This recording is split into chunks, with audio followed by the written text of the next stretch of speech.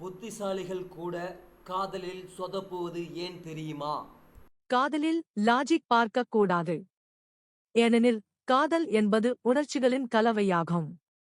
அதனால்தான் என்னவோ புத்திசாலிகள் அதிகமாக காதலில் சொதப்புகிறார்கள். என்னதான் அதிபுத்திசாலிகளாக இருந்தாலும் காதல் என்று வந்ததும் எப்படி கையாளுவது என்று தெரிவதில்லை. புத்திசாலியாக இருப்பது சிறந்த குணமாக கருதப்பட்டாலும் காதல் என்று வரும்போது அது எதிர்பாராத சவால்களை ஏற்படுத்தக்கூடும். புத்திசாலித்தனத்துடன் செயல்படுபவர்கள் காதலில் எப்படியெல்லாம் சொதப்புகிறார்கள் என்பதை பார்க்கலாம். 1.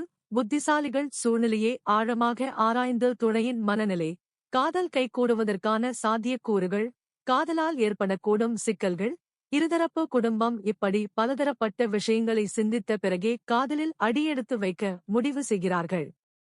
இப்படி சிந்தித்து செயல்பட்டாலும் தன்னுடைய துணையுடன் எல்லாவற்றையும் பகிர்ந்து கொள்வதில்லை. இதனால் காதலர்களுக்குள் வெளிப்படையாக இருக்கும் தன்மை குறைந்து சர்ச்சைகள், பிரச்சனைகள் உருவாக வாய்ப்பிருக்கிறது. 2.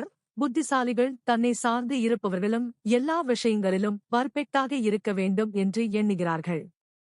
காதலில் முதிர்ச்சியை அவர்கள் எதிர்பார்க்கிறார்கள். இதுபோன்ற பர்ஃபெக்ஷனை எல்லா சமங்களிலும் எதிர்பார்ப்பது பிரச்சனையை ஏற்படுத்தக்கூடும். 3.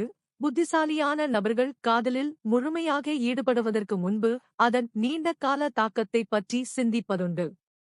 அவர்களின் நிதிநிலை, காதலில் ஏற்படும் வெற்றி தோல்விகள் போன்றவற்றை முன்பே அதிகமாக கணக்கிடுவதால் காதலில் அடியெடுத்து வைப்பதற்கே தயக்கமும் பயமும் காட்டுகிறார்கள்.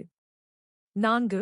புத்திசாலிகளுக்கு தங்களுடைய புரிதல் மற்றும் புத்திசாலித்தனத்திற்கு இணையாக துணை தேடுவதே சவாலான விஷயமாக கருதுகிறார்கள். எல்லோரும் எல்லா விஷயங்களிலும் சிறந்தவர்களாக இருக்க முடியாது. சிலர் சில விஷயங்களில் ஆழ்ந்த ஞானம், புரிதல் இருக்கலாம். ஆனால் எல்லா விஷயத்திலும் அதை எதிர்பார்க்க முடியாது. இங்குதான் சிக்கல் தொடங்குகிறது. புத்திசாலிகள் தங்களைப் போலவே ஆழ்ந்த சிந்தனை, புரிதல் இருக்கும் நபரை தேடி ஏமாந்து போகிறார்கள். எனவே காதலில் சொதப்பாமல் இருக்க, அதிக எதிர்பார்ப்புகள் இல்லாமல் இருக்க கற்றுக்கொள்வது அவசியமாகும்.